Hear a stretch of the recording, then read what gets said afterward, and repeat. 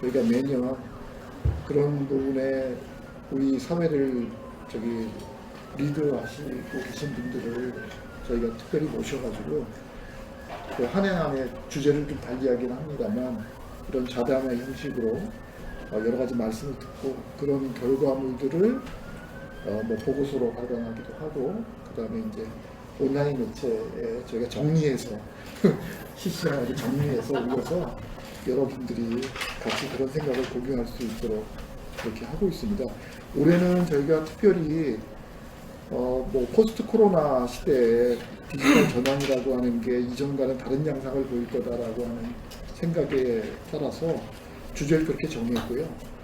세 번의 자담회가 예정되어 있습니다. 첫 번째는 사실은 좀 큰 틀에서의 말씀들을 나눴고 여기에 뭐 디지털 뉴딜, 뭐 그린 뉴딜 이런 것들이 있는데 그런 것들이 어떻게 추진되는 것이 좋겠느냐 뭐 이런 내용들을 포함해서 저희가 7월 초에 그런 걸 한번 했고요. 그 다음 순서로 이게 경제적인 부분에서는 그러면 어떤 변화 또 어떤 대응이 필요한지 이런 걸 봤으면 좋겠다고 해서 오늘 그런 주제를 중심으로 해서 우리가 뭐 이거 너무 이렇게 제약을 두시면서 하실 필요는 없고 저희들 생각이 그렇다는 걸 말씀드리고요. 아마도 세 번째 저희 자담회 때는 사회적인 부분의 변화 양상이라든가 이런 논의가 좀 이루어졌으면 좋겠다라고 하는 계획으로 지금 준비를 하고 있습니다. 그런 정도로 대충 취지를 말씀드리고요. 네. 말씀 주시는 거를 토대로 해서 저희가 뭐 그 연구 결과로도 발표를 하게 되지만 그 중에서 우리 박 본부장님도 잘 아시겠지만 그 중에서 정책화할 수 있는 것들은 저희가 아젠다 또는 사업으로 만들어서 실행이 될 수 있도록 그렇게 뭐 열심히 이렇게 하려고 합니다. 오늘 특별히 저희 좌담회 좌장 역할은 우리 예술대학교의 박희진 교수님께서 맡아주시기로 하셨고요. 네, 반갑습니다. 예. 그 다음에 금융연구원의 최웅필 박사님 모셨습니다. 그 다음에 전체적인 비즈니스 모델 방향에 대해서는 우리 PwC의 이은영 이사님 참석하셨고요. 그 다음에 산업연구원의 박정수 본부장님, 그 다음에 KSP 파트너스의 우리 강영재 대표님 이렇게 자리하셨습니다. 이제 진행은 박 교수님께 맡겨보겠습니다. 예. 지금 한 2시 10분인데 한 2시간 남짓한 시간 동안에 좀 자유롭게 얘기를 좀 나눠보도록 하겠습니다. 포스트 코로나 시대 디지털 강국으로의 도약이라는 제목으로 세 번의 자담회를 우리 한국정보화진흥원에서 계획하고 있는 오늘 두 번째 시간이죠. 2차 간담회고요. 오늘은 아마 다른 분야보다는 경제 분야에 좀 집중해서 여러분들과 얘기를 나눠보고자 합니다. 또 사실 4차 산업혁명이 우리 사회 화두가 되면서 변화를 만들어내고 있습니다만은 올 초에 코로나 사태를 경험하면서 그 변화가 점점 가속화되고 있는 것 같습니다. 그 과정에서 시장의 불확실성도 높아지고 있고요. 뭐 한 예로는 사실 그 젊은 층에서 대면 소통을 회피하기 위한 언택트 산업이 최근에는 이제 안전을 위한 언택트 산업으로 그 시장의 규모를 점점 확대해 나가고 있는 상황이고요.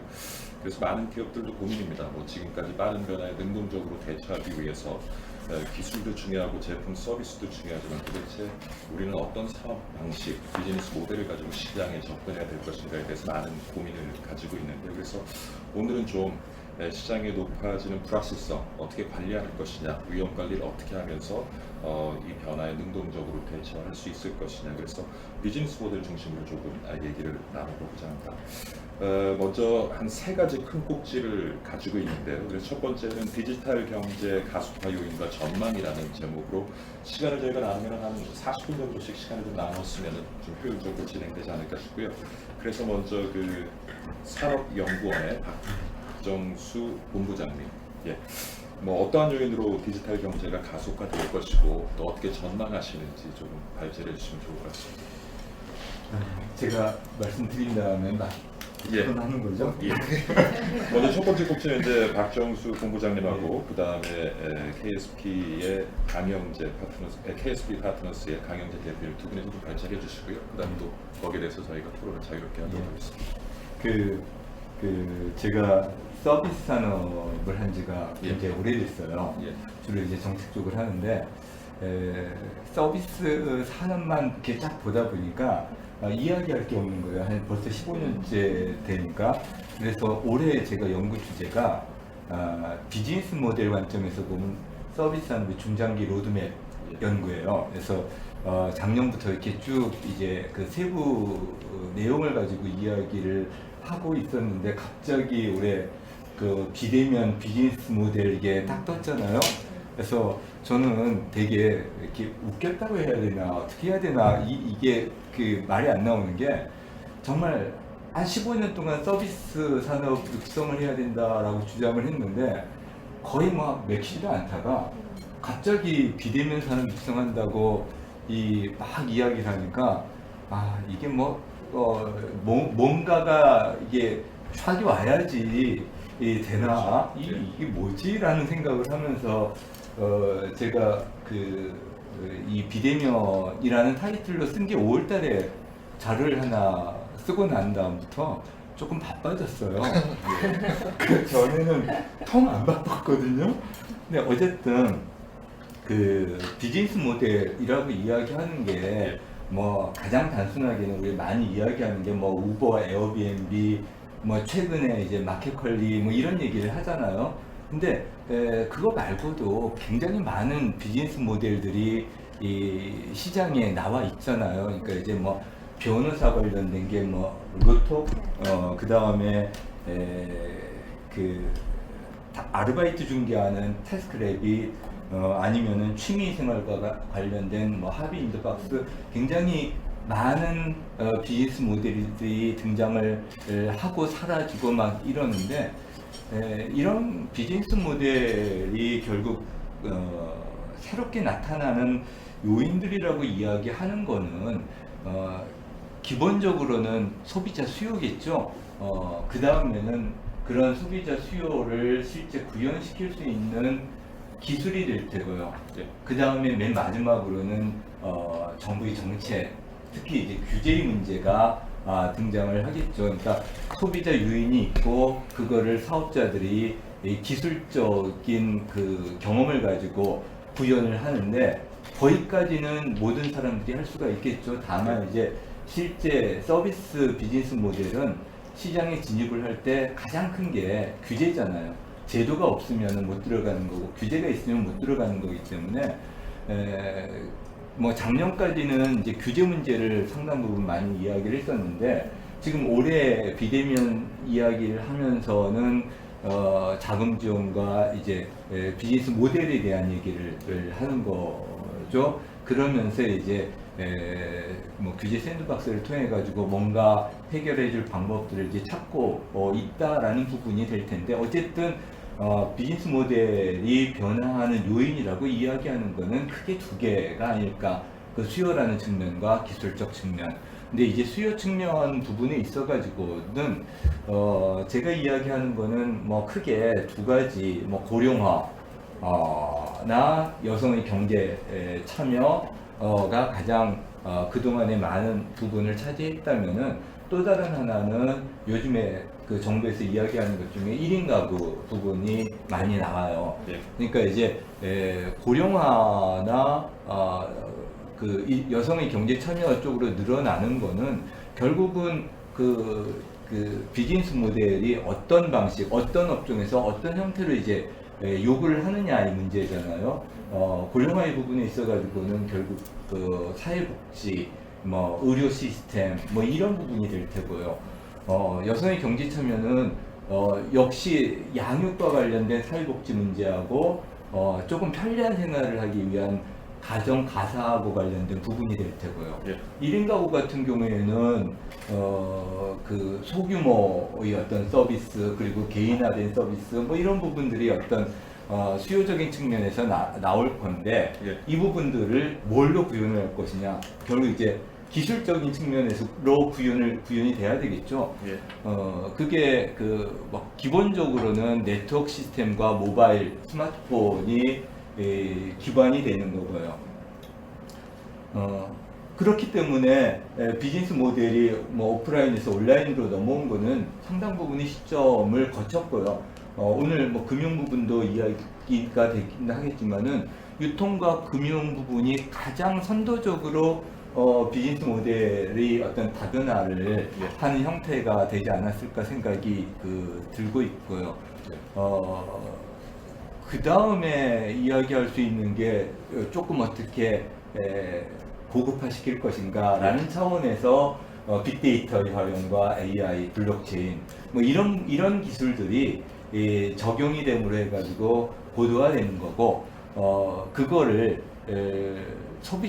많은 소비자들이 그 변화되는 시점에서는 소비자들이 많이 인지하지 못했는데 이게 이제 코로나19로 갑자기 샥이 들어오면서 비대면 서비스라고 이야기하는 제가 과거부터 이야기했던 거는 플랫폼 기반의 비즈니스 모델 뭐 동일한 개념이 되겠죠. 뭐 이런 형태의 어떤 변화 동인 때문에 나타나지 않았을까 생각이 됩니다. 다시 한번 또 말씀을 기회를 드리고 너무 혼자 말씀하시면 좀 듣는 분들이 좀 집중도 떨어질 수 있고 또 여기 계신 분들이 놓칩니다. 그래서 지금 두 가지를 좀 언급해 주신 것 같아요. 우리 시장의 인구 통계학적인 이제 변화가 나타나면서 시장 수요도 바뀌고 있고요. 그다음에 또 하나는 이제 정보통신 기술의 발달, 그다음에 AI, 뭐 빅데이터 등의 어떤 기술들이 발전하고 있는 것. 그래서 수요와 기술이라는 측면에서 어떤 BM 어떤 혁신에 동인이 될 수 있다라는 말씀을 하셨는데, 그다음에 우리 강윤재 대표님 말씀을 좀 들어보고 토론을 한번 이어가도록 하겠습니다. 저는 이제 전공은 경제학이고요. 지금은 기술 기반 스타트업에 투자하는 스타트업 엑셀러레이터 현장에서 보는 관점에서 좀 봤습니다. 지금 최근에 그 정부가 발표한 그린 뉴딜 정책을 보면 수단으로는 기술에서는 데이터, AI, 스마트, 디지털, 그린, 친환경을 얘기했고 분야로는 정부, 교육, SOC, 에너지 등 그동안 디지털 테크놀로지의 영향을 덜 받았던 부분까지도 우리가 분석해서 제조업과 전산업으로 이거를 활용하겠다는 거고요. 그 얘기는 디지털 트랜스포메이션 또 디지털 기술을 활용해서 우리 경제의 체질을 바꾸고 전 분야에서 경쟁력을 높이고 생산성을 높이고 그래서 국민 모두의 실질 소득을 높여서 삶의 질을 개선하겠다. 그 어떻게 보면 궁극적인 목적이라고 저는 이해를 하고 있습니다. 그럼 그런 관점에서 한 4가지 분야에서 어떤 임플리케이션이 있는지를 좀 정리해봤습니다. 첫 번째는 수단으로서 디지털 기술은 과거에는 제가 산업정책이 어떤 분야 기술을 정하면 정부가 그걸 정해주고 그것만 중심으로 지원을 많이 했습니다.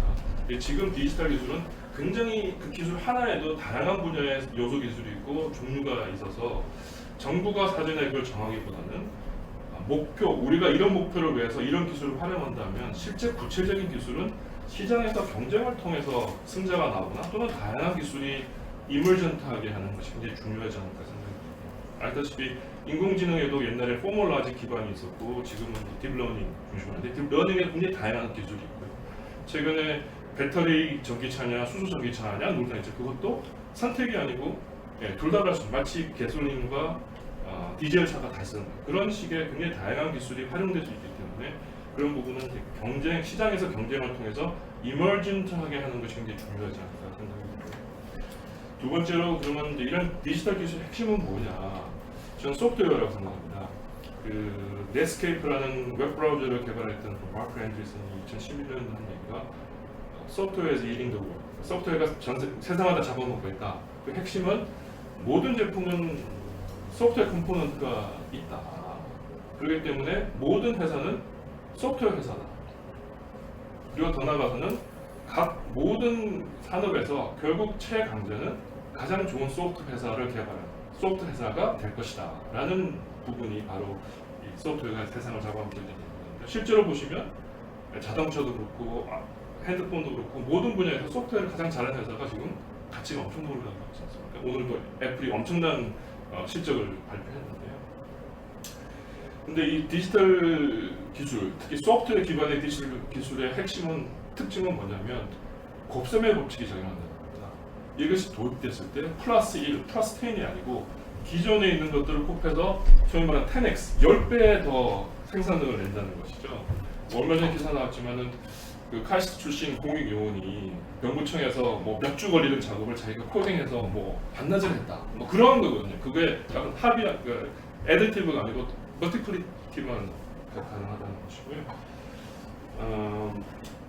그러기 때문에 승자승 빈익빈의 역할이 훨씬 더 가져갈 것이다.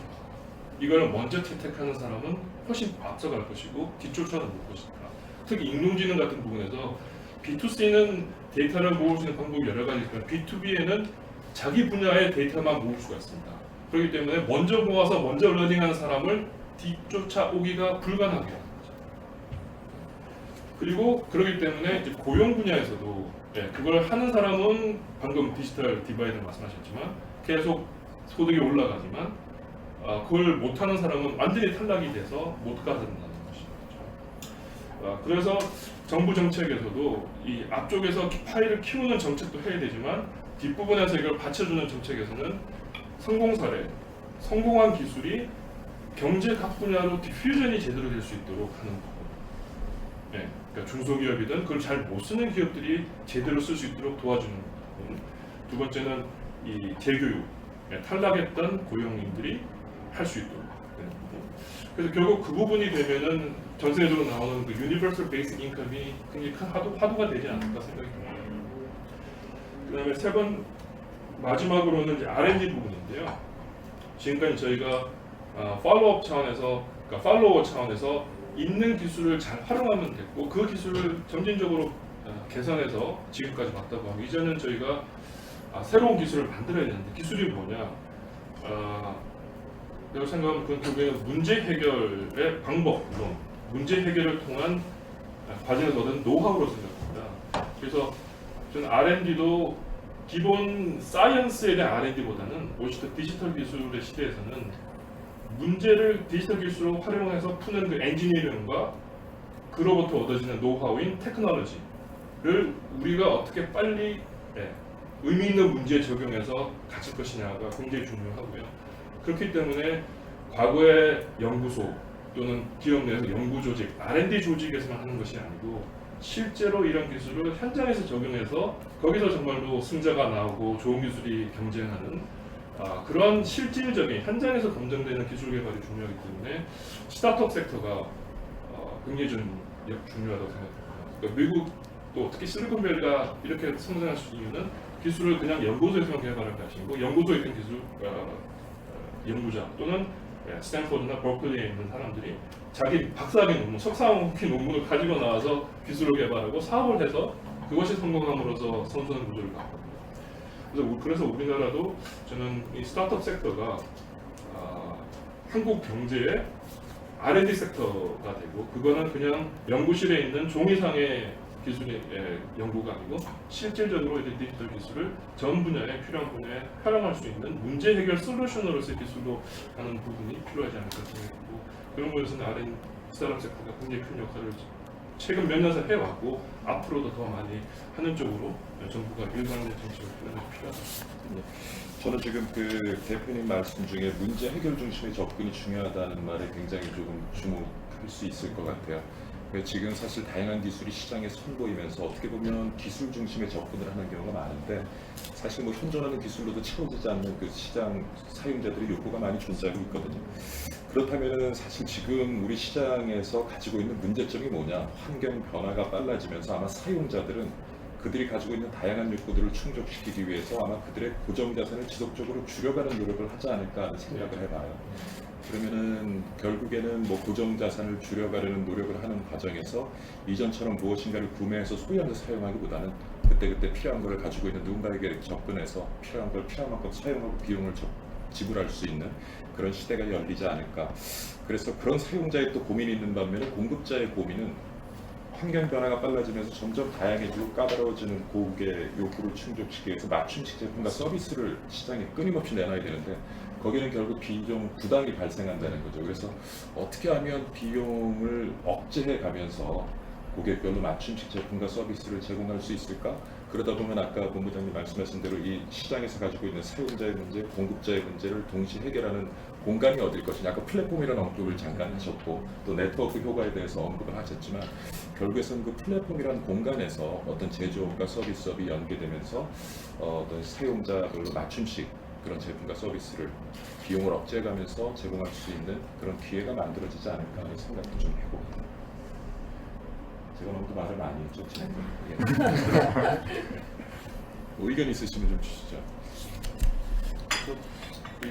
결국은 요즘 그 빈 구입구에서도 의견이 많은데 방금 말씀하신 대로 그런 니즈를 디지털 기술이 과거 어떤 기술보다 잘 풀고 있기 때문에 저는 근본적으로는 가치, 그러니까 웰트가 커졌고 그러니까 그 전에 못 풀던 문제를 풀어줬기 때문에 웰트가 새롭게 창출이 됐고 이제 그거를 분배하는 과정에서 디지털 기술은 훨씬 더 이렇게 몰아주는. 우리나라에서 그냥 누가 하나 잘하면 유튜브 타고 전 세계에서 그냥 몇억 불을 벌 수 있는 부분이기 때문에 그래서 그런 관점에서는 이제 가치 창출, 웰트의 창출뿐만 아니고 아까 말씀드린 그걸 어떻게 잘 고르게 퍼지게 할 것이냐 부분도 저는 여전히 그것도 디지털 기술을 활용하면 지금보다 훨씬 프랙티컬한 솔루션들이 나오지 않을까. 네, 저는 아까 이제 말씀하시는 것 중에 이제 들은 게 이전까지 15년 동안 내가 열심히 했는데 그게 하루아침에 바뀌었다 이런 말씀을 하셨잖아요. 정말 그거에 동의를 하는 이유 중에 하나는 제가 이제 예전에는 주식시장에 좀 있어봤고 자본시장 중에 지금은 M&A 시장에 좀 관여를 하고 있는 유일한 영리법인에 있는 사람인 것 같습니다. 근데 보면 기업들을 찾아가서 요새 딜을 하자고 보면 다들 화장품 회사 몇 년 전만 해도 화장품 회사 찾아주세요. 돈 되니까 라고 했습니다. 근데 요즘에 가면 다들 전기차 뭐 플랫폼 뭐 깔 수 있는 거 주세요. 자율주행차 뭐 없을까요? 아니면 제가 바이오를 하고 싶은데 조금 돈 되는 바이오 없을까요? 그거 있으면 제가 하거든요. 근데 다들 그러니까 찾는 게 6개월 안에 다 바뀌었습니다. 이게 이제는 화장품 찾는 사람 없습니다. 없고 이제는 그런 플랫폼 아까 말씀드린 컨텐츠나 플랫폼이나 이게 이제 타짜 산업으로 갈 수 있는 그 방향을 모든 분이 찾고 계시거든요.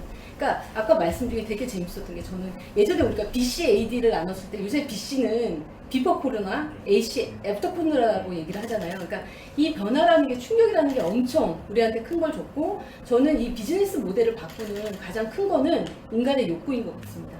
그게 모든 것을 바꾸는 거였고 그거를 저희가 실제 그 필드에서 지금 느끼고 있기 때문에 어떤 우리가 15년을 연구한 거는 아마 그런 변화를 빨리 대응할 수 있게 그거를 도와주는 역할에 불과하다라고 저는 생각을 하고 있고 아까 본부장님 말씀하실 때 중장기 로드맵이라는 말씀하셨어요. 네네네네. 그게 저는 가능할까? 사실은 그렇죠. 네. 이제는 사실 가능하지는 과거를 않죠. 분석해서 미래를 예측한다는 자체가 네. 불가능한데 네 맞습니다. 이제는 상황에 맞춰서 끊임없이 실험을 해가면서 우리가 네. 필요한 것을 찾아내는 노력이 네. 필요한데 어떤 그런 틀을 만드는 것이 중장기 로드맵을 만드는 것보다 더 중요하지 않을까? 네. 그래서 아까 스타트업 얘기를 하셨을 때 제가 동감이 가는 게 요새 자율주행차 부품을 찾아달래요.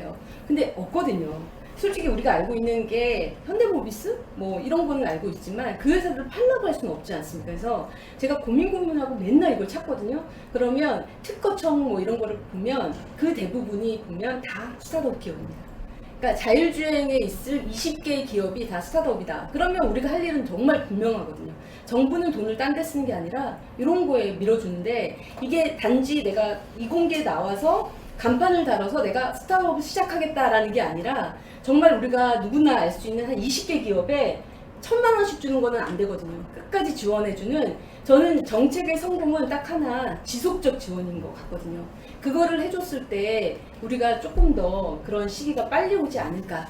저는 이것도 어떻게 보냐면 네. 스타트업이 지금 주목받고 있는 네, 게 네. 사실 이전에는 관련 대기업들이 미래를 예측해서 직접 투자를 했지만 맞습니다. 이제는 위험 관리가 안 되다 보니까 네네네. 결국에는 앞에다가 벤처기업들 네. 세워놓고 끊임없이 맞아요. 실험을 해보겠다는 얘기거든요. 네네 맞습니다. 네, 그래서 아마 이러한 변화는 특히 이제 코로나 시대를 경험하면서 이렇게 위험 관리하기 위한 벤처를 통해서 위험 관리 위한 아마 그런 수단은 점점 주목받을 것 같아요. 외국 같으면 아시다시피 큰 기업들이 스타트업을 인수하는 것이 네. 상당히 보편화돼 있습니다. 예, 예.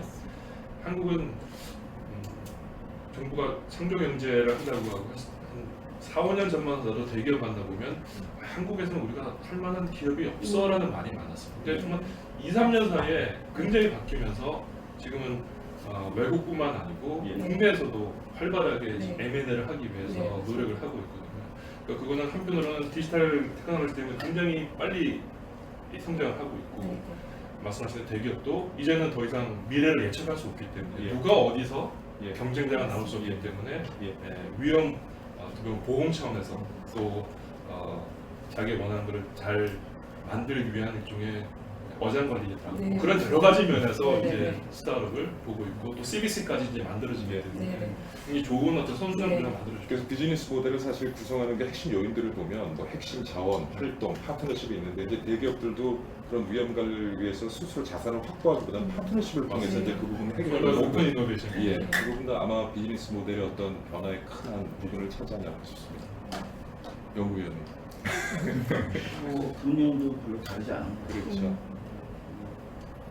이 전통적으로 굉장히 타이트한 규제 하에서 이 서비스가 진행되다 금융도 굉장히 많은 변화가 있는데 제가 보기 지금 말씀하신 이런 그 굉장히 흥분되는 그런 세상이 빨리 나타났으면 좋겠는데 이 지금 규제 체계라든지 가이드라인의 변화 속도는 굉장히 더딥니다. 그리고 국회에서 이렇게 여러 가지 뭐 이런 방향으로 지원하기 위해서 노력들 많이 하시는데 아직은 코끼리 더듬는 것 같아요. 그러니까 이게 취지 자체는 굉장히 좋은데 예. 실제로 이것이 현실에서 구현되기에는 굉장히 문제가 많습니다. 지금 최근에 뭐 디지털 자산에 대한 입법도 예. 있고 특근법이라고 예. 가장 그 화폐 취급자들 따로 수용하려는 그런 움직임이 있는데 이게 속도가 너무 사실은 우리가 사실은 전통적으로 지금 여기도 마찬가지지만 반려사회 중심으로 큰 그런 백그라운드가 있다 보니까 이 소위 그 순수한 민간 차원에서 얘기를 듣기가 굉장히 어려워요. 여기 여기도 다 뭐 거의 순수 민간 별로 없어요, 솔직히 지금 저기 그래서 기본적으로 이런 그 사회가 이제 그 과거 레거시에서 이제 이런 그 디지털로 본격적으로 전환하는 과정이 있고 여러 가지 좋은 조짐도 많이 보입니다만은 이걸 자꾸 이렇게 끌어당기고 앞으로 못 나가게 하는 상당 부분은 레거시의 어떤 그 상당 아직도 많은 리소스가 거의 90% 이상이 거기 관여되어 있는 부분이고 그리고 아까 말씀드렸지만 이 미래 리스크 테이킹을 할 때 나설 수 있는 게 정부밖에 없어서 그런지 모르겠습니다만은 이 스타트업들 그 지원도 전부 이제 결국은 우리 텍스페이어를 담보로 해서 이거 지원이 이루어지는 거거든요. 그래서 저는 지원이라는 단어가 별로 저는 되게 부담스러워요. 저는 지금 사실 지금 여러 가지 이 양극화라든지 이런 코로나 이후의 사태를 수습하기 위해서 재정 쪽에서 엄청나게 지금 역할을 하고 있는데 금융은 아예 엄두를 못 내는 거죠. 예. 그 리소스가 과연 그 텍스페이어의 부담으로 귀책될 가능성에 대해서 과연 누가 우리가 이걸 재정을 갈 것인지에 대해서 상당히 의문시되고요. 사실 이거는 금융 부분에서 정상적으로 했었어야 되는 부분인데 아시다시피 글로벌 위기 이후에 지금 금리가 제로금리 아닙니까? 근데 금융이라는 게 원래 기본 기능이 위험 차별에 따라서 자원을 배분하는 게 기본적인 기능인데 금리 기관 구조가 다 망가졌어요. 그래서 지금 여러 가지 그 중앙은행들이 하는 거는 돈 찍어내고 뭐 이렇게 약적 완화 이런 식으로 가서 최저금리를 유지하는데 모든 노력을 다 하고 있거든요. 근데 이런 상황에서 자원 배분이 제대로 될 것인가?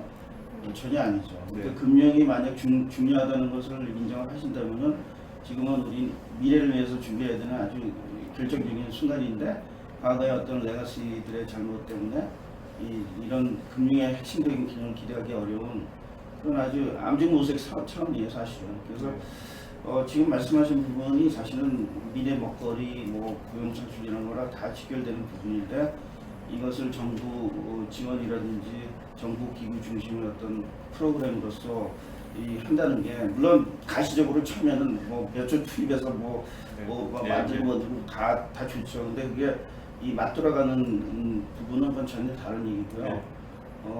아쉬운 거는 이 민간 쪽에서 특히 시장 중심으로 뭐가 작동되는 모습을 맞습니다. 아까 말씀하셨는데 우리는 그런 훈련조차도 안 돼 있고 그리고 우리 스스로 민간의 신뢰 토대가 굉장히 취약합니다. 그래서 무슨 일을 하려고 해도 정부가 중심으로 딱 있어야지 뭐가 모이고 대화가 되지 우리끼리 별로 대화 못해요. 솔직히 말씀드려서. 그래서 이 부분을 과연 우리가 그 신뢰 토대의 다변화를 어떻게 우리가 이끌어 나갈지 그런 부분에 대해서 이제 좀 심도 깊은 그리고 아주 그 개방된 자세에서 뭔가 이 토론이 이루어졌으면 하는 바람이 있습니다.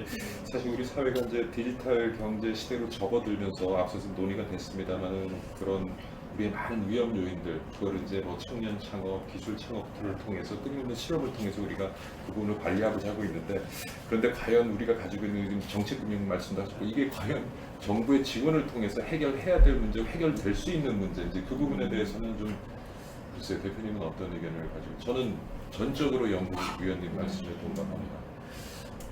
그래서 저는 정부가 하는 역할은 마중물을 주는 이제 역할이 가장 적절하다. 디지털 시대에서 오히려 일을 안 하는 게 시장을 변화할 수 네, 그러니까 일을 안 하기 분명히 역할은 있습니다. 제가 지금 심하게 얘기를 했습니다. 네, 역할이 있습니다만 예. 어디까지가 할 수 있는 부분인데 정말로 이 부분은 모르기 때문에 정부가 이것저것 일종의 선택해서 하기보다는 아까 말씀드린 대로 큰 방향에서 목표와 목적, 그 다음에 어떤 바운더리를 정해주고 그 안에서 정말 경쟁을 통해서 승자 또는 다양한 것들이 이머전트하게 하는 게 굉장히 중요하다고 생각이 들고요. 아까 말씀드린 금융 관련해서는 청사님 참 정말 좋은 지적해 주셨는데 그래서 아까 저는 이제 정부 역할은 마중물이고 과거에 2000년도에 DJ 정부가 그때도 이 소위 말 벤처에 투자를 많이 한 부분에 대해서 말이 많습니다. 뭐 그때 뭐 정부는 돈 못 돈 바보다, 뭐 강남에 뭐 그런 유흥가가 굉장히 그걸 돈을 썼다고 이제 했지만 맞는 말입니다. 근데 맞는 말인데 그렇게 했기 때문에 지금의 네이버가 나왔고 카카오가 나왔고 가능하다고 생각하거든요. 그래서 저는 이 스타트업과 디지털 테크놀로지의 특징은 또 뭐냐면 그게 사람의 최후가 됩니다. 앞서 만든 기술이 그 자체는 시장에서 성공을 못하더라도 그 바탕으로 다른 기술이 계속 발전할 수 있다. 그렇기 때문에 거기 한번 투자된 돈과 어떤 시간은 다른 하드웨어 중심의 투자나 보다는 훨씬 더 이 멀티플라이 효과가 크다 라고 생각합니다. 제 경우에. 그래서 이제 마중물, 그 다음에 좀 더 이제 금융적으로 보면은 미국 사례도 저희가 70년대가 80년대가 이제 연기금이 이 벤처 쪽에 투자를 허용뿐만 아니고 얼마 이상 투자해야 된다. 펀드 형태로도 그거를 통해서 이제 실리콘밸리 포함한 스타트업이 굉장히 커졌거든요. 큰 돈이 들어오기 시작하니까. 그래서 우리나라도 뭐 최근에 국민연금이나 큰 펀드에서 조금씩 들어오지만 그 부분은 좀 더 정부가 마중물을 대고 그걸 바탕으로 훨씬 큰 돈들이 들어오고 특히 지금 뭐 은행의 PB들은 항상 고객들이 좋은 투자처 없나 지금 1%도 안 되는 걸 할 수가 없으니까요. 그런 것들을 혼자서 어떤 개별 기업에 투자하기 위험이 크지만 이거를 모으고 풀링을 하고 펀드를 하게 되면 결과 성공이 높게 되고 수익률도 5% 이상 IR이 날 수 있는 그런 구조가 가능하기 때문에 그런 부분도 앞으로 좀 더 정부가 지금 뭐 디지털 경제 가속화 요인 전망 얘기 나눠보고 있는데 굉장히 얘기가 이제 이쪽 저쪽 분야로 전개가 되고 있습니다. 그래서 이제 그러면은 이러한 상황에서 비즈니스 모델 혁신의 방향성은 우리가 좀 어떻게 잡아야 될지 이사님 부탁드리겠습니다. 제가 지금 기억나는 게 2월 초에 코로나가 막 중국에서 시작되고 막 이랬을 때 저희 글로벌 PwC에서 지침이 내려왔어요. 이제 모든 거를 중단하고 코로나에 집중하자. 라고 얘기가 나왔습니다. 근데 그때 저희가 제일 먼저 문제가 뭐였냐면 그때는 중국에서 일이기 때문에 중국이라는 나라가 아시다시피 글로벌의 공급망이거든요. 그러니까 GVC라는 얘기가 나왔습니다. 글로벌 그 밸류 체인에 대한 그 얘기가 나왔는데 왜냐? 우리나라 현대차 같은 경우도 하네스 하나 거기서 부품을 못 받아서 생산을 못 했거든요. 그러니까 이게 굉장히 심각한 문제다라고 얘기를 하면서 그때 당시에 막 나온 얘기는 중국으로 일어나는 것이 굉장히 위험해. 베트남으로도 안 되겠어. 막 여기저기 좀 펼치고 아니면 리쇼어링이라는 단어가 그때 이제 또 나오기 등장했습니다. 근데 이 단어는 이미 트럼프가 자주 썼었죠. 그 전에 보호무역주의 하겠다고 하면서 그 얘기를 계속 썼기 때문에 사람들이 어느 정도 익숙해졌는데 이제 글로벌로 이게 통용이 된 겁니다. 그래서 우리나라 같은 경우도 투자를 하면 뭐 지원을 해줄 거고 미국도 그렇게 되고 그러니까 처음에는 GVC에 대한 얘기가 되게 많이 나와서 아 그러면 우리가 이제 비즈니스를 할 수 있는 게 뭐겠냐 그러면 중국에 있는 공장들 다 팔고 저기서 정리를 하고 이거를 어디다 갖다 더 밑에 있는 동남아시아 때 투자를 하든 우리나라에 어디에 투자가 있겠다라고 비즈니스를 해서 우리가 다시 제조업도 강해지나? 막 이런 생각을 했었거든요. 근데 3월달이 되면서 이제 글로벌 팬데믹 상태가 된 거죠. 그때 이제 문제가 뭐가 되냐면 야 이게 공급망이 하나가 문제가 아닌 것 같아. 일단 우리나라에 각각 나라에 뭐가 있긴 있어야 될 것 같아. 이제 우리나라가 만약에 마스크를 생산을 못했으면 마스크 대란이 났잖아요. 그러니까 이걸 해야 될 것 같아. 그러니까 GM에서 남는 걸로 해서 마스크 만들고 막 이렇게 된 거잖아요. 그러니까 어느 정도 필요 물자에 대한 자국 내 그런 제조업의 기반 기술이 필요하다는 걸 글로벌이 느꼈습니다. 그래서 이게 이제 트럼프가 주장은 했지만 보호무역주의가 아닌 자국 내 제조업을 기반 기술이 이제 좀 올라가겠다라는 이제 제가 아이디어를 하나 생각을 했고 두 번째로는 이제는 이게 글로벌로 되면서 이제 수요의 문제가 됐습니다. 수요의 문제가 되니까 이제 사람들이 나오는 얘기가 야 이제 여행도 못 가, 뭐도 못 가, 여행 못 가고 뭐 마트에 가니 물도 다 동났고 난리가 난 거죠. 그러니까 이게 수요가 또 자동차도 안 사, 처음에는 사람들이 핸드폰도 안 사, 막 50% 이상 막 꺼지고 그랬는데 이제 다시 조금 사니까 뭐 핸드폰이나 이런 거는 다시 나오고 있긴 하지만 결국엔 수요의 문제가 나오기 시작하면서 사람들이 이제 멘붕이 되기 시작을 한 거죠. 그래서 그때부터 저희가 생각하는 것이 뭐냐면 이 수요의 문제가 나오면서 그래서 이제 나온 게 아까 말씀하신 디지털 기반으로 한 온라인 얘기가 나오기 시작을 했고 그게 이제 소비자 입장에서 온라인, 그게 교육이 됐던 의료가 됐던 그게 됐고 기업 입장에서 스마트 워크라는 용어가 나오기 시작을 했습니다. 네, 솔직히 말해서 스마트 워크가 나왔고 공장에 있어서는 무인화, 자동화라는 얘기가 나오면서 산업이 그쪽 방향으로 갈 수밖에 없는 그 상황이 된 거죠. 근데 기본적으로 사람들은 이미 준비가 돼 있었습니다. 미국은 90년대부터 디지털 경제를 하고 있었고 뭐 우리나라도 나름 디지털 잘 하고 있으니까. 근데 굉장히 웃긴 게 아까 말씀을 하셨지만 문화라는 거는 디지털 경제를 이끄는 기반 기술이 있었지만 미국은 30년 이상 그걸 투자를 한 나라기 때문에 괜찮지만 우리나라는 정말 6개월 안에 기반 기술만 있었지 디지털로 가라고 하니까 그거를 다 갈 수 있을 거라고 생각을 하거든요. 근데 저는 그건 아니라고 생각을 하고 지금부터가 되게 중요한 시점이다. 그리고 어떻게 보면 지금 미국하고 중국하고 여러 가지 정책들을 내놓고 있습니다만 되게 미국은 지금 급급하거든요. 막 지금 사람들 소비해야 하는데 급급한데 중국은 벌써 코로나를 조금 더 먼저 맞았기 때문에 1100조가 되는 돈을 나는 디지털로 쓰겠다라고 얘기를 했습니다. 근데 우리나라도 참 다행인 게 그나마 160조 중에 한 45조는 그래도 50조인가요? 디지털 쪽에 난 투자를 하겠다라고 발표를 했습니다. 그래서 제 생각으로는 이 디지털이나 가는 거는 아까도 다 말씀하셨지만 트렌드이기 때문에 바꿀 수는 없습니다. 다만 코로나가 굉장히 이거를 급속도로 이제 일어날 거고 그렇기 때문에 우리는 그거를 이제 준비를 해야 되거든요. 근데 소비자 입장에서는 아까도 말씀드렸지만 온라인화가 됐습니다. 근데 제가 걱정하는 거는 온라인화는 정말 빠르게 가고 있고 그러니까 웃긴 얘기로 40대 60대 아줌마들이 오프라인 백화점에서 유일한 고객이었거든요. 지금 그 아줌마들이 다 지금 온라인으로 갔습니다. 그래서 3조가 되는 시장이 온라인으로 옮겨가는 규조 5%만 옮겨도 5조가 그러니까 3조가 되거든요. 그게 옮겨갔습니다. 그리고 기업 입장에서는 저희도 그렇지만 재택근무를 이제 시행을 하게 됐습니다. 그러다 보니까 이 PC나 이 모바일이나 모든 이 환경이 조성이 안 되면 안 되고 어디서 듣지도 못하던 줌이라는 회사가 이제 막 등장을 하기 시작을 했고 그러니까 이거를 이제 저희가 뭐 이게 끝나면 다시 옛날로 돌아갈 거야? 저는 아닌 것 같습니다.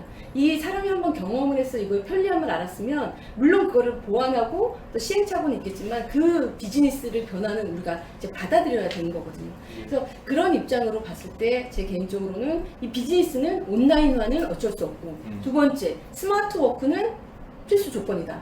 그리고 세 번째 자동화 무인화는 어쩔 수 없는 정책이기 때문에 이때 발생할 고용의 문제에 대해서 우리는 고민을 해야 되고 그 고용 문제는 어떤 교육이나 이런 걸 통해서 해결할 수도 있겠다라는 생각이 들었고요. 이런 변화를 저는 가장 잘 볼 수 있는 게 자본시장이라고 항상 보는데 예전에 저희가 2000년대 초반에 다 기억을 하시지만 시가총액 높은 회사는 삼성전자, 현대차, 포스코, SKT, KT 막 이런 회사였거든요. 통신만 깔아야 되니까 그때. 근데 몇 년 전만 해도 이게 바뀌었습니다. 막 화장품 회사 아모레퍼시픽이 막 올라가 있고 그리고 삼성전자 무조건 1등이고요. 작년 같은 게 현대차하고 은행주들이 되게 좋았습니다. 근데 지금은 혹시 아시나요?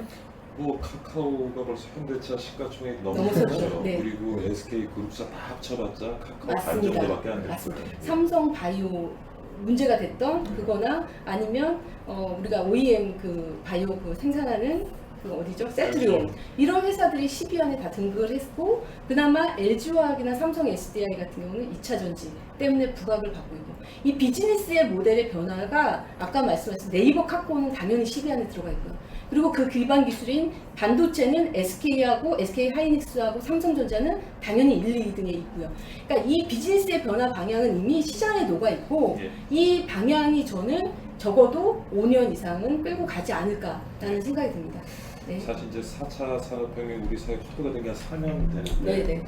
그리고 회자되던 것들이 이제 현실로 하나하나 코로나 때문에 나타나는 것 같고요. 뭐 우리가 다 경험했듯이 모든 글로벌 기업들이 가지고 있던 그 글로벌 시장에서 공급망이 지금 와해가 되게 되면서 많은 기업들이 어려움에 직면해 있는데 저도 사실 강의를 하거나 할 때 늘 성공 사례로 소개했던 그 글로벌 공급망 관리 업체죠. 리엠펀 같은 경우에 네. 올 초에 망했습니다. 네. 사실 네. 세계 최대 공장 하나도 가지지 않고도 플랫폼을 맞습니다. 통해서 한 해 뭐 20억 벌을 생산한다고 했던 그 리엠펀이 결국 망하게 됐고 네. 그래서 지금 말씀하신 거지 결국에는 인간 개입이 최소화되는 생산과 물류를 네. 기반으로 하는 그런 네. 비즈니스 모델이 네. 결국에는 주목받을 수밖에 없을 것이다라는 이제 말씀을 해주신 것 같고요. 자, 본부장님도 그 코로나19 이후에 아까 예. 이야기했던 그 GBC 이야기하셨지만은 네. 저희 연구원이 축이 두 개예요. 예. 기본적으로는 이제 그 제조업 기반을 하는 그 성장 그 실이 있고요. 예. 그다음에 이제 서비스 예, 예. 그 본부가 있거든요. 근데 이제 주력실은 그 난리가 났죠. 지금 GBC 때문에 네. 산업부에서 요구도 많고요. 이걸 어떻게 가야 될 것인가. 근데 지금 상황에서는 그러니까 그 동안에는 GBC가 제조업의 핵심이었지만은 GBC라고 하면 글로벌 밸류 밸류 체인이죠. 체인. 예. 네. 근데 지금 상황에서는 들어오는 게 맞을 수가 있는 맞습니다. 거예요. 그렇지만은 또 들어온다면 한국의 경쟁력이 있을까요? 그리고 있을까요? 우리가 다 할수 없죠. 하여튼 뭐 그런 네. 부분들이 이제 고민인 거예요. 그래서 뭐 이렇게 서비스 쪽은 어쨌든 이제 플랫폼을 포함한 어떤 비대면 쪽이 이제 언급이 되긴 된 거죠. 그래서 이게 그러니까 이제 그 제조업 쪽에서는 그 비즈니스 모델이라고 이야기하는 게 결국 그 제품의 뭐라고 이야기해야 되나요? 어떤 제품들이 이제 구성이 되어 있느냐의 문제인 거잖아요. 그러니까 이제 그걸 뭐라 제품 포트폴리오를 예, 말씀하시는 제품 건가요? 포트폴리오를 예, 예. 이야기를 한다면은 내가 팔던 네가 팔던 돈은 내 주머니에 이런 포트폴리오. 뭐 그런 측면도 있겠지만은 뭐 삼성전자가 그런 포트폴리오 갖고 있거든요. 아니 그러니까 이제 예. 현대자동차 같은 경우에는 예. 이제 소형부터 대형까지 예, 라인업이 다 다르잖아요. 그렇죠. 근데 이 서비스업에서는 그동안에 비즈니스 모델이나 포트폴리오라는 게 서비스 포트폴리오라는 게 별로 없었잖아요. 네. 이게 유일하게 있었다면 금융 쪽에서 상품별로 그 포트폴리오를 가지고 있긴 했지만은 다른 서비스업 중에서 서비스라고 이야기한다면은 그냥 뭐 미용실에서 그냥 머리 깎아주고 뭐 이렇게 스타일 해주고 뭐 이런 형태였지 그거를 쪼개가지고 이 비즈니스를 했던 적은 없었던 거예요. 그러니까 이제 있긴 했지만은 그게 부각이 안 되는 예. 그냥 서비스라는 거는 그냥 하나의 종류로서 그냥 이야기가 됐었는데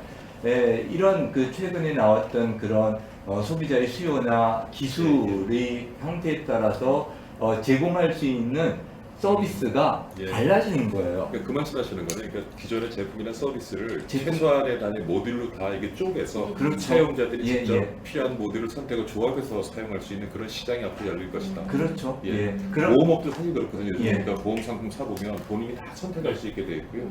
아마 말씀하신 현대차 같은 경우도 지금 그런 노력을 하고 예, 있을 예. 겁니다. 예. 예. 그러니까 이제 제조업에서도 결국은 이제 서비스를 포함해가지고 이제 어떤 예. 서비스를 하듯이 이 서비스 업체들도 예. 제조업의 제품을 가져와가지고 이제 서비스를 하는 형태. 제조업과 서비스가 이제 결합된. 네. 예. 그렇죠. 결합인데 현대차 같은 경우도 보니까 지금 뭐 1년 동안 네. 월정액을 내면 현대 차종 몇 가지를 선택해서 네. 바꿔 탈 수 있는 그런 서비스를 네. 지금 하고 네. 있더라고요. 근데- 근데 결합되는 것 같아요. 예, 근데 이제 제조업에서 생각하는 결합하고 네. 서비스업에서 생각하는 결합은 조금 다를 수가 있는 거고요. 예. 어디가 승자가 될지 모르겠지만은 예. 그리고 아까 4차 산업혁명 이야기 하셨지만은 4차 산업혁명에서도 한국에서는 결국 기술과 하드웨어를 중심으로 초기 이야기를 했던 것 같아요.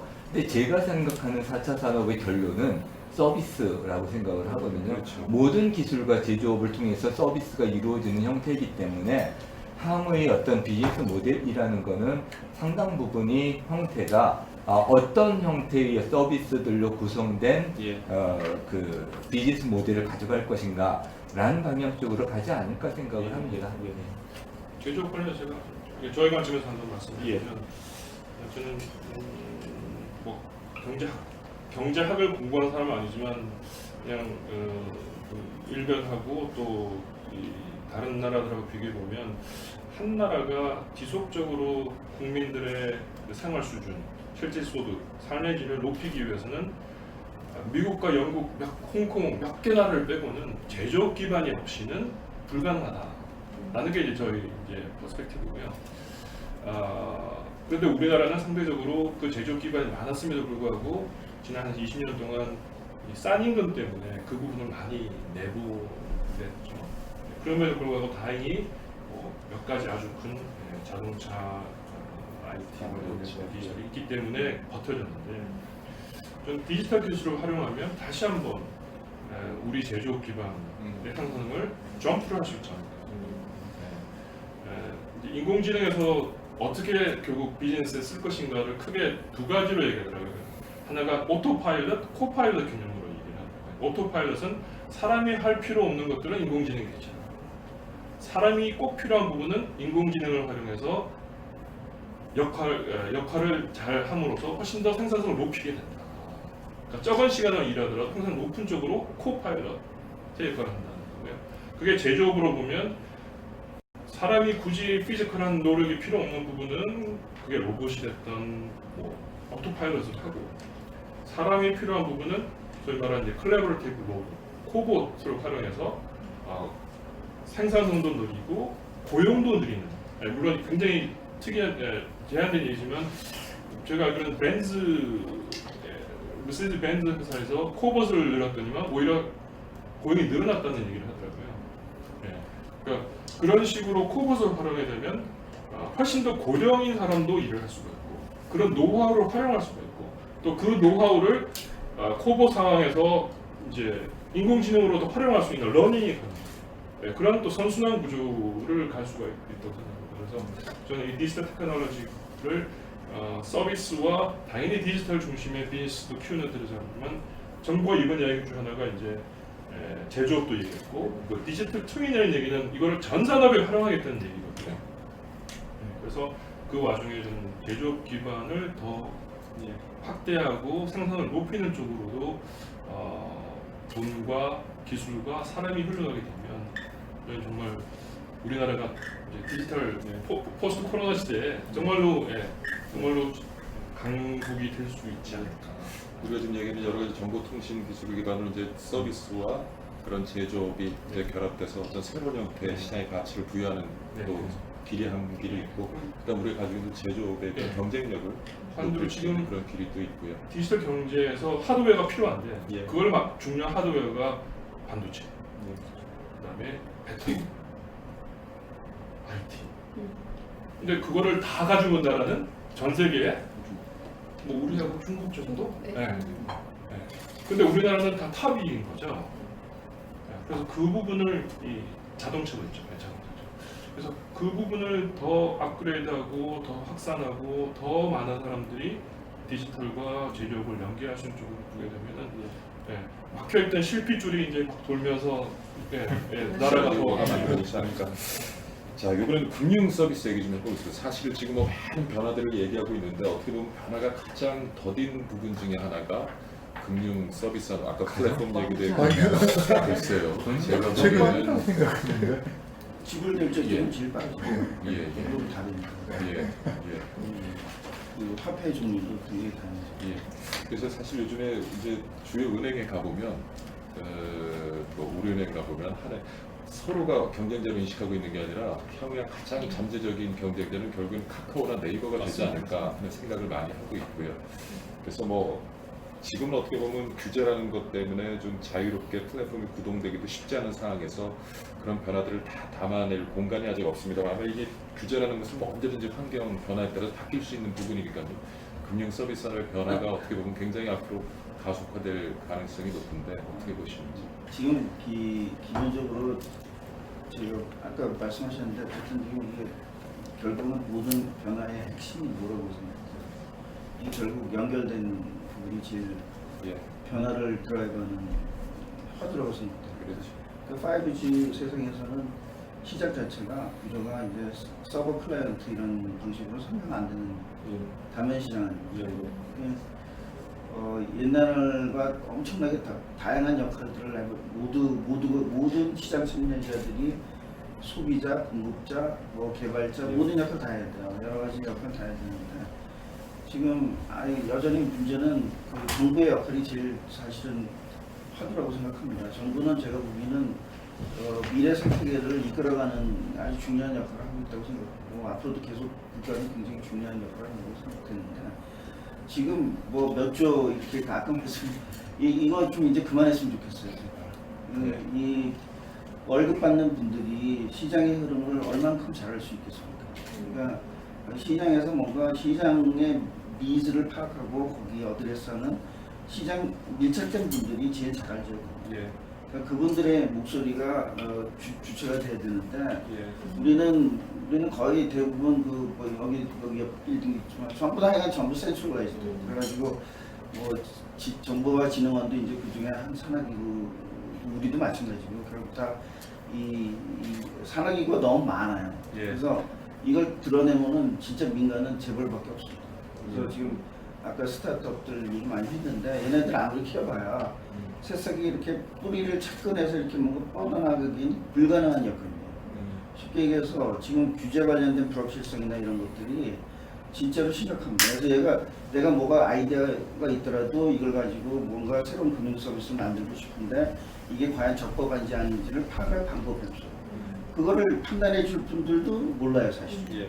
그러니까 이런 그 어떤 면에서 굉장히 불확실한 위험이 파악 불가능한 그런 상황에 직면이 있는데 이런 때는 사실 같이 개방해서 협업하고 이런 정신이 있어야 됩니다, 사실. 근데 여전히 그 규제 중심이나 이런 부분은 이 레거시들이 다 맡고 있고 그래서 제가 보기에는 지금 이 기술 분야나 이런 분야에서 우리가 멋진 세상을 상상을 합니다만은 이거를 결국은 구현해내는 금융의 흐름을 만들어내려면은 결국은 규제라든지 가이드라인이 적법적으로 이게 뒷받침이 돼야 되는데 리스크를 테이크하는 사람과 돈을 주는 사람과 이런 것들이 다 다양하게 얽혀져 있고 그다음에 책임 소재도 굉장히 중요한 부분인데 예. 그런 부분에 대해서 입장 정리가 덜 된 상태에서 뭔가 프로젝트 인게이지 한다 그래서 그 결과가 확산될 거라고 생각하는 거는 그건 아마 뭐 이미 소설이 예. 그래서 제가 뭐 기본적으로 말씀드리고 싶은 거는 우리가 이제 흥분하기 쉽습니다. 이런 언택트 사이에서 뭔가 준비할 것도 많고 예. 사회 문제도 양극화라든지 해결할 게 너무 많은데 이럴 때일수록 정말 차분하게 뭔가 들여다봐야 돼요. 깊이 들여다보고. 근데 제가 보기에는 우리 그 정부의 역할이라든지 규제 같은 거를 가이드라인을 준비하는 부분에서 이 글로벌 추세하고 좀 같이 좀 맞췄으면 좋겠어요. 저는 지금 이 선진국 중심으로 이루어지는 디스커션의 상당 부분이 저는 남의 나라 일로 지금 취급되고 있고 우리는 지금 내부적인 이슈에 골몰해가지고 전혀 지금 뭔가 헛도는 그런 느낌. 나는 그건 반대방향으로 예. 그래서 이게 지금 이게 뭐라고 얘기하면 전부 이렇게 반대편으로 그래서 자꾸 이거 좀 아닌 것 같고요. 예. 그래서 어차피 이제 다면적 시장에서 누구나 다 주인 역할하고 예. 누구나 참여할 수 있는 포용 사회를 만들어야 되지 않겠습니까? 예. 근데 그 포용이라는 거를 한편에서 외치면서 실제로는 다 몰아내는 그런 방식으로 지금 조치들이 다 예. 만들어지고 있는 부분에 대해서 예.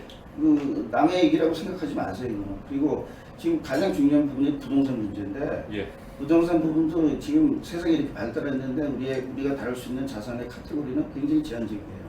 부동산, 주식, 채권, 판생, 리비, 약간의 뭐 저작권 이 정도는 안 됩니다. 지금 이 연결이 만들어주는 기회는 뭔가 하면은 앞으로 디지털 자산, 새로운 종류의 자산이 충분히 생겨날 수 있는 토양이 지금 만들어지고 있고 이것을 법에 틀어내서 수행을 할 수 있어야지 돈이 이제 그런 쪽으로 흘러가면서 새로운 산업들도 풀 수가 있습니다. 예. 근데 이런 건 다 집혀놓고, 예? 뭐 부동산 때려잡는다고 그럼 뭐 어떻게 할 거예요 그러면 나중에? 그래서 질문 하나 드릴게요. 지금 이제 사실 지금 쭉 말씀하신 게 우리 사회 의사결정 구조, 신뢰 구조 이것이 이제 중앙 집중화되어 있던 것이 이제 분산화된다는 네. 말씀을 하시는데 지금 금감원 블록체인 자문위원단 단장 맡고 계시잖아요. 예. 지금 사실 이제 암호화폐와 관련해서 블록체인이 우리 사회에 네. 회자되고 있습니다만은 지금 설명하신 그 부분에 있어서 앞으로 블록체인의 역할이 굉장히 중요하지 않은가 하는 생각도 해보는데요. 아유 너무 흥분되는 얘기죠 사실. 예. 흥분을 좀 가라앉히시고. 아이 근데 뭐 솔직히 그 가장 그 규제되고 타이트하게 운영되던 부분이 예. 지금 이 블록체인이나 이런 거로 이제 조금씩 까발려지고 있는데 지금 BIS에서 이제 센트럴뱅크 디지털 커런시에 대해서 본격적으로 논의를 하고 있고 예. 이거 지금 한마디로 우리가 지금 이 레거시들에 대해서 불만으로 지금 비트코인이나 이런 블록체인 기반으로 뭔가 새로운 대안을 제시했는데 이걸 주도하는 민간들은 다 죽어버리고 이 레거시에 있는 애들이 또 이 무기를 잡았어요 지금. 그래서 이제 우리의 개인의 프라이버시가 완전히 없어질 수 있는 센트럴뱅크 디지털 커런시까지도 만들 수가 있습니다. 이게 예. 중국 애들은 특히 위험한 그런 발상하고 있고 그래서 이게 까딱 잘못하다가는 디지털이 우리한테 기회와 축복으로 주는 게 아니고 우리를 완벽하게 개인의 배열까지도 통제할 수 있는 수준까지 국가 권력이 이걸 잡을 수 있다는 점에 대해서 1983년. 예, 너무 그렇게 아니라고 생각하지 마세요. 이건 진짜 가능한 얘기고 그래서 이 양반들이 그걸 인식하고 이제 리테일에 쓸 수 있는 디지털 커런시 따로 만들겠다. 예. 프라이버시를 보존해 주겠다. 뭐 이런 절충적인 얘기 나오는데 저는 그거 안 믿습니다. 그러니까 이 어떤 면에서 이 사회가 좀 균형 잡힌 사회로 민간이 얼건 매지 않는 그런 균형 잡힌 사회로 가려면은 민간들이 깨어 있어야 돼요. 민간들이 주인의식을 갖고 있어야 되고 이 디지털이 주는 것들이 뭘 의미하는지 최대한 우리가 좀 알아야 되고 좀 더 아는 분들은 좀 덜 아는 분들을 보호해야 됩니다. 이게 지금 이렇게 그 양육강식으로 계속 내포를 두면은 근데 어떤 예. 지금 어떤 전반적인 사회 분위기에 대해서 지금 연구위원님께서 굉장히 조금 지적을 많이 하시는데 네. 어떻게 보면 이게 과연 지금 정부 정권의 문제인가? 제가 보기에는 어떻게 보면 산업화가 진행되면서 우리가 만든 여러 가지 제도, 틀, 입법기관, 행정기관의 역할 이런 것에 대한 논의가 아까 제가 블록체인 말씀 여쭤본 게 오늘은 뭐 산업 경제에 대해서 얘기하고 있습니다만 결국은 말씀만 하시는 부분이 다 규제와 정부의 정책 방향성에 대한 얘기들을 많이 하시거든요. 결국에는 이게 우리가 가지고 있는 입법기관, 행정기관, 우리 사회 모든 틀 자체가 지금 변화를 담아내기에는 이거는 불가능하지 않나. 네. 그래서 제가 블록체인을 여쭤본 것도 그걸 그렇죠. 블록체인을 기반으로 하면 지금 우리가 가지고 있는 정치 체계라든가 모든 것에 대한 좀 변화를 만들어낼 수 근데 있고 담아낼 수 있고. A에서 B로 갈 수 있다고 생각하세요. 지금 레거시들이 그래서 그 점진적인 어떤 방안을 우리가 어떻게 만들어가야 될지에 대해서 조금 여쭤보고 싶어서 아까 사실 제가 블록체인 말씀을 여쭤본 거예요. 그 A에서 B로 가는 그 전이 과정, 트랜스포메이션 예, 예. 과정은 초기에는 저도 민간들이 많이 참여해서 포용적인 사회로 적극적으로 만들 수 있다고 생각했는데 지금 하는 모습을 봐가지고는 아닌 것 같아요. 쉽게 해서 플랫폼을 오퍼레이트 하는 분들이 거의 독점적입니다. 아마존 그렇지, 뭐 페이스북 그렇지. 이게 원래 큰 형님들 앞지에서 벗어나려고 키워줬더니 이 양반들이 오히려 더 큰 자이언트가 되고 있어요. 근데 이 양반들은 뭐로 견제합니까? 그러니까 바로 거기서 이제 좋은 국가의 역할이 거기서 요구되는 거죠. 어느 정도 독점적인 거를 견제해주고 이 균형을 잡아주고 이런 역할을 국가가 해줘야 되는데 국가마저도 또 국가하고 재벌들이 거의 두 형님들이에요. 큰 빅브라더즈. 두 분은 그러니까 지금 축구 전문가라고 보니까 뭔가 금융 하는 이야기를 하셨잖아요. 예. 제가 연구원에서 업종으로는 금융을 작년부터 조금 보고 있는데 금융하시는 분들하고 이야기를 해보면은 뭐 그러니까 태어나서부터 죽을 때까지 금융자산을 다 관리해 줄 수 있는 시스템은 조만간 만들어질 것 같아요. 그 말은 나의 모든 부분들을 금융 플랫폼에서 다 관리할 수 있다라는 얘기잖아요. 내가 알고리즘 신뢰할 수 있을까요? 아니 뭐 그거는 예, 그거는 신뢰의 문제는 그다음 문제고요. 가능성의 부분을 이야기한다면 그거 한 5년 정도면은 충분할 것 같아요. 뭐 저기 그 블록체인까지 다 어느 정도 적용을 해가지고 그 얘기를 들어보면은 어떤 측면에서는 굉장히 좋은 의미일 수도 있고 어떤 측면에서는 굉장히 안 좋은 그 상황일 수도 있는 거예요. 그러니까 이제 예를 들어 가지고 내가 돈이 있다 그러면은 뭐 생활하는데 아무 문제가 없어요. 근데 거기에 그 돈이 조금 이렇게 생활이 어렵다라고 생각하면은 자산 부분을 포함한 유통 모든 부분에서 배제될 수 있는 여지가 많거든요. 그게 이제 아까 강목사님 이야기하시던 그 저기 그 기본소득의 문제하고도 연관이 되는 부분이고요.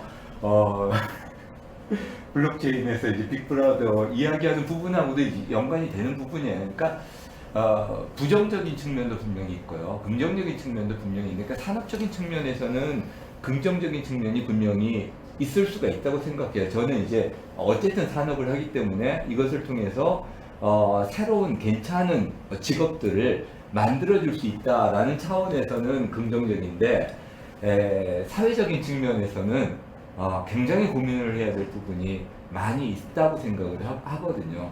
그 부분을 지금 최 박사님은 지금 그 고민을 하시는 거고 그래서 하여튼 뭐 고민을 안 할 수 있는 부분은 아닌 거예요. 그러니까 이제 또 그 정책이라는 측면도 조금 더 길게 봐야 되는데 제가 아까 중장기 이야기 하셨는데 제가 왜 중장기를 하려고 했냐면은 서비스업에서 중장기를 해본 적이 없어요. 근데 정부하고 일을 하다 보면은 너무 단타가 많은 거예요. 지금 비대면도 갑자기 단타인 거잖아요. 올 초에 갑자기 나와가지고 지금 정책이 벌써 몇 번 나왔어요. 단타 뭐 굉장히 훌륭한 전문가들이 모여가지고 한 두세 달 해가지고 뭐 정책을 낸다 뭐 가능하겠죠. 근데 그것보다는 좀 긴 흐름을 가지고 긴 호흡을 가지고 산업이 이렇게 발전을 해 갈 거기 때문에 거기서 고민해야 될 부분들이 많잖아요. 그러니까 사회적인 현상도 고민을 해야 되고 인력의 양성도 고민을 해야 되고 R&D 지원도 고민을 해야 되는 거고 그게 한 4, 5년 정도 고민을 하면서 순차적으로 가는 거하고 갑자기 이슈가 떠가지고 지금 요거를 해야 돼 여기에 뭐 몇십 조도 넣고 그러니까 이제 몇 천억도 넣고 이게 이제 바람직하냐라는 거죠. 그러니까 근데 조금 4, 더 5년 고민하다 보면 세상이 너무 빨리 바뀔 텐데요. 고민을 저는 4, 5년에서는 안 된다고 봐요. 고민은 항상 해야죠. 그러니까 저는 고민은 평생 해야 되는 거고요. 그러니까 어떤 그 자기 임기 중에 단기적인 성과를 내려다 보니까 문제가 그렇죠. 생기는 것이지. 그것 때문에 생기는 거죠. 뭐한 문제 두고 4, 5년 고민하다 보면 거기서 또 답이 없을 것 같은데요. 그래서 제가 농담이지만은 정부나 국회를 아예 AI로 그냥 대체하고 있죠. 왜냐하면 최근에 그런 아까 제가 자꾸 이제 제 숨은 의도를 좀 드러내자면 네. 사실 대의민주주의라는 것이 이제 적합한 것이냐 이게 너무나 이제는 여론이라는 것이 조성되기가 힘들잖아요. 너무 다양한 수요와 욕구들이 존재하는데 이것들을 뭐 지금 정당 체제로 해서 그것을 대의민주주의로 하는 것이 과연 이게 가능한 일이냐 이게 이거 컨센서스 알고리즘 같은 거 동원하면 되죠. 그래서 이런 얘기도 나오더라고요. 어차피 국회에 뽑아놨지. 근데 미국의 배심원 제도를 보면 중요한 살인 사건을 다루는데도 무작위로 추첨을 해서 배심원 제도를 하는데 이렇게 국회의원을 뽑아서 대의민주주의 체제를 우리가 가져가느니 그냥 사안별로 추첨을 해서 뭔 차이가 있겠냐라는 얘기도 지금 나오고 있고요. 그리고 아까 IT, 블록체인 얘기가 나오면 결국엔 직접 민주주의라는 것이 그러니까 사안별로 가능하지 않을까. 그래서 말씀하신 부분 최 박사님께서는 이제 현재에서 참 블록체인이 할 수 있는 게 뭔지 그 우려도 말씀하셨지만 블록체인에 나온 그 철학적 이유가 바로 이제 말씀하신 이상적인 그 이유죠. 빅브라더를 없어도 할 수 있는 이유로 나왔고,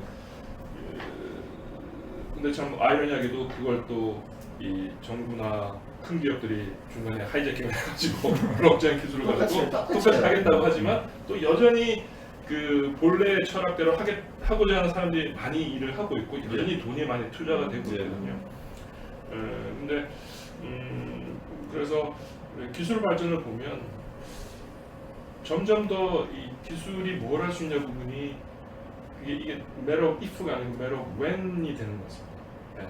기술적으로 가능하다고 한 부분은 거의 실현이 돼요. 거의 99%. 네. 다만 그게 언제의 문제인지. 네. 그렇기 때문에 블록체인 기술도 저는 방금 말씀하신 대로 그것이 단순히 어떤 뭐 레저나 뭐 이것이 아니고 정말로 펀더멘털하게 우리의 컴퓨팅 파워와 게임 티어레틱 그 인센티브 시스템, 의사결정 구조를 어떻게 하면은 가장 이 분산을 하고 그게 누가 제3자가 없더라도 스스로 이 게임 티어레틱 인센티브 체계에서 가능하도록 할 것인가를 계속 실험을 하고 있고 지금 있는 블록체인 몇 가지는 그게 어느 정도 유지가 되고 있고 그렇다고 하면 방금 말씀하신 그런 부분이 저는 정말 matter of when이지 matter of if는 아닌가라는 저는 조금 더 이제 테크놀로지 관점에서 지금까지 온 부분을 보면은 가능성이 더 크지 않을까라는 게 굉장히. 근데 제가 오늘 이게 좌장을 하면서 사실은 큰 꼭지가 3개거든요. 디지털 경제 가속화 요인과 전망이 있고, 그다음에 비즈니스 모델 혁신 방향성이 있고, 세 번째가 이제 관련 정책과 제도인데 이 질문을 드려도 저 질문을 드려도 결국에는 3번으로 계속 넘어가면서 아예 그냥 3번으로 가서 얘기를 하겠습니다.